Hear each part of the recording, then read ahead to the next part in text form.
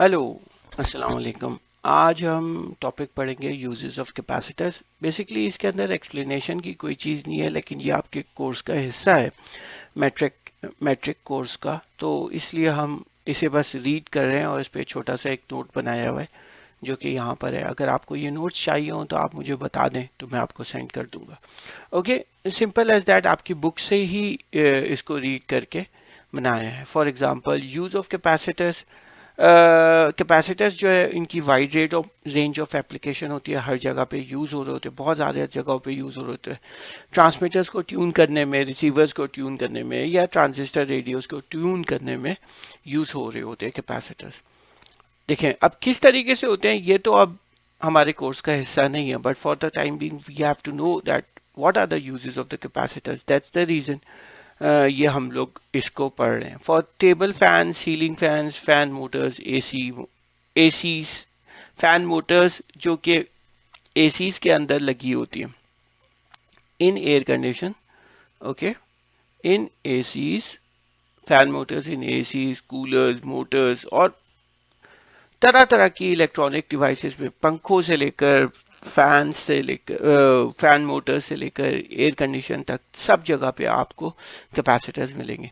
Capacitors is used in electronic circuits of computers. Definitely capacitors ये जो है signals को डिस्टिंग्विश करते हैं, low frequency high frequency signals को डिस्टिंग्विश कर रहे होते हैं। कैपेसिटर्स जो है रेजोनेंट सर्किट्स में यूज होते हैं, तो ट्यून करते हैं रेडियोस की स्पेशल फ्रीक्वेंसी को। जो फ्रीक्वेंसी पे रेडियो आपकी आ रहा होता है उसके ऊपर आपके रेडियो को की फ्रीक्वेंसी को ट्यून करते हैं, या इसे हम फिल्टर सर्किट्स कहते हैं।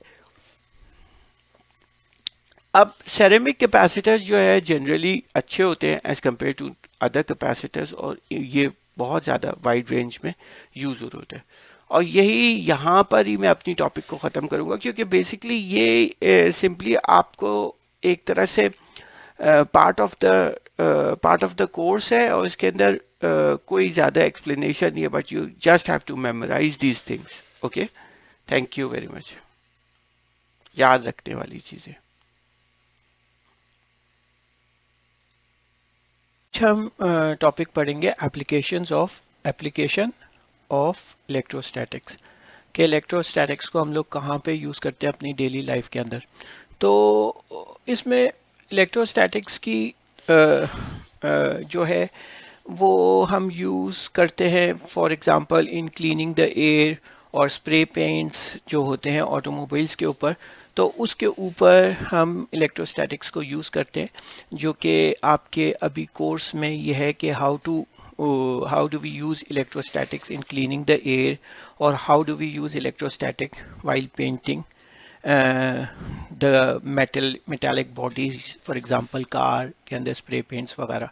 तो हम आते हैं डायरेक्टली कि अब इलेक्ट्रोस्टैटिक एयर क्लीनर कैसे होते हैं। इलेक्ट्रोस्टैटिक एयर क्लीनर के अंदर बेसिकली दो मेजर हिस्से होते हैं। एक तो आपका वायर गॉज होता है, मैश है, इसको हमने पॉजिटिवली चार्ज कर दिया।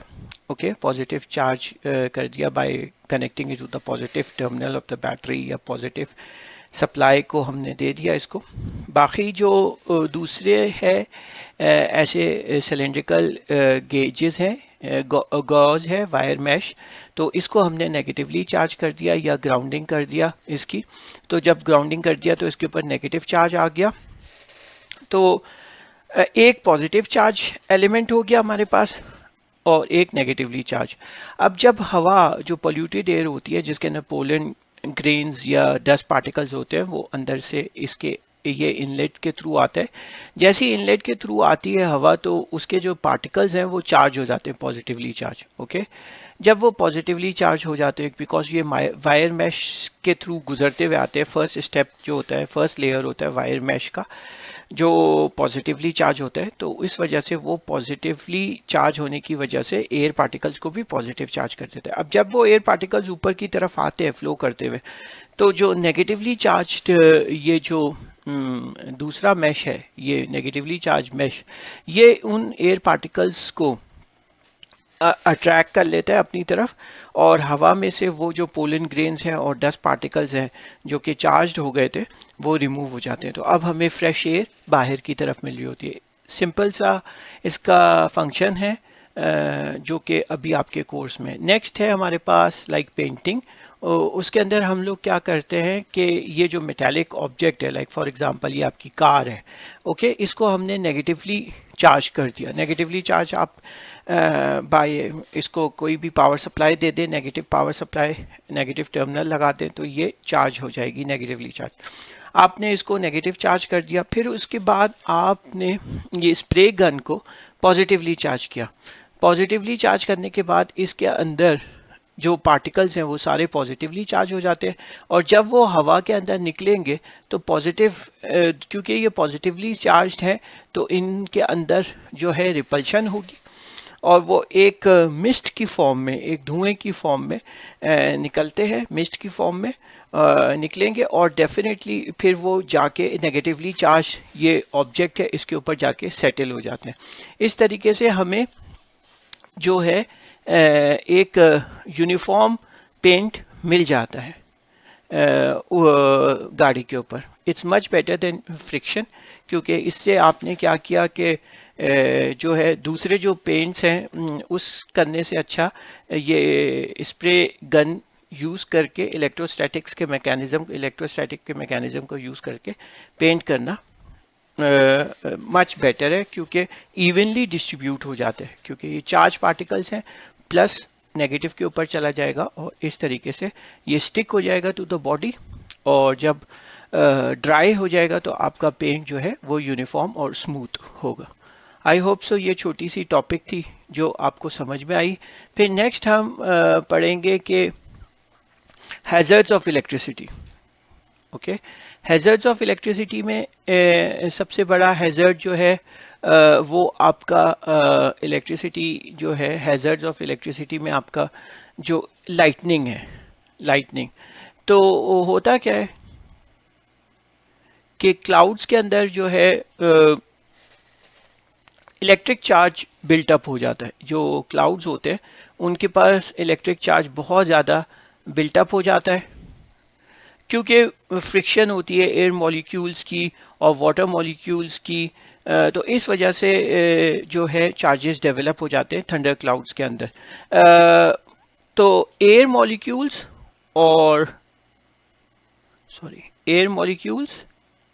एंड वाटर मॉलिक्यूल्स के दरमियान जो फ्रिक्शन होती है produces charges in the clouds.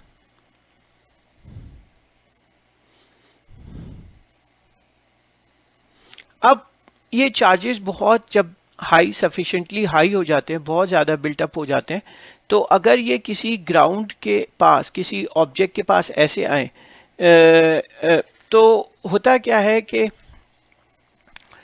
Electric field produce हो जाएगी डेफिनेटली। अब अगर ये किसी ये चार्ज पार्टिकल है, ठीक है, अब ये किसी भी मेटालिक बॉडी के पास आते हैं, ओके, ग्राउंड के पास, तो ये पॉजिटिव है तो ये नेगेटिव हो जाएगा, और कंडक्टर है और हमने इलेक्ट्रोस्टैटिक इंडक्शन की वजह से पॉजिटिव चार्जेस दूसरे एंड पे चले आएंगे।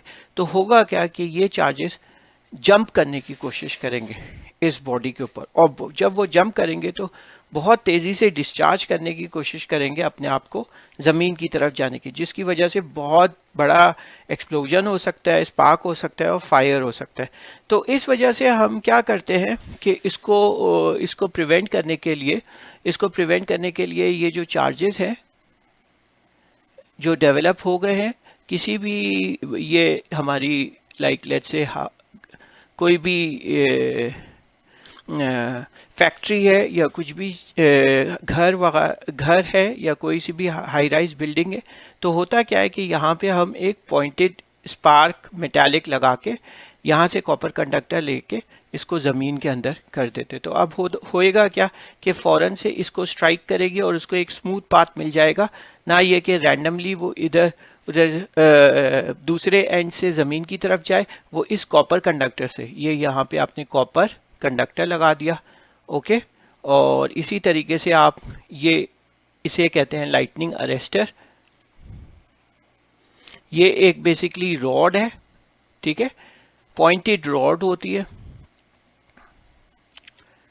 और ये अट्रैक्ट कर लेगी अगर एक्सेसिव चार्जेस होगी, तो ये अट्रैक्ट करेगा द चार्जेस accumulated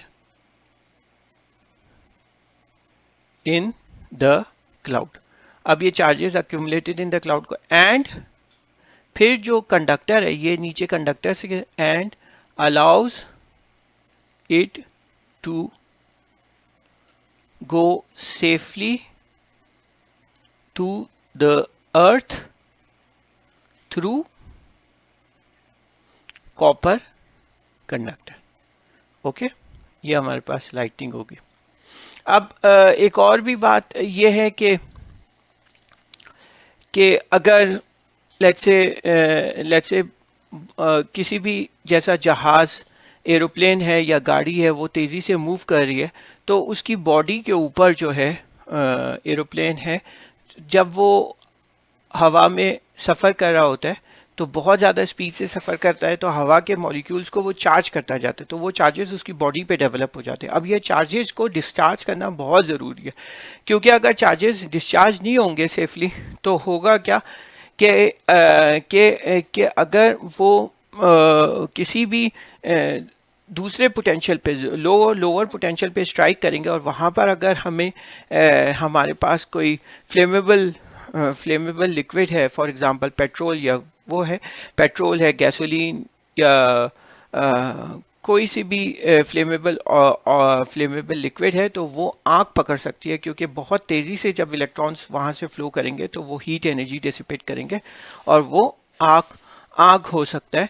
तो इस वजह से हम चाहते हैं कि सेफली जो है चार्जेस ऑन द बॉडी है, तो वो जो चार्जेस ऑन द बॉडी ज़मीन की तरफ हो जाए। इस वजह से एरोप्लेन्स के जो टायर्स होते हैं वो स्पेशली इस तरीके से डिज़ाइन करते हैं कि जैसे ही वो ज़मीन को लगते हैं तो सारे के सारे स्टैटिक चार्जेस जो एरोप्लेन की बॉडी पे होंगे, एरोप्लेन की बॉडी है उसके जो चार्जेस हैं वो टायर के थ्रू होते हुए ज़मीन की तरफ चले जाते हैं।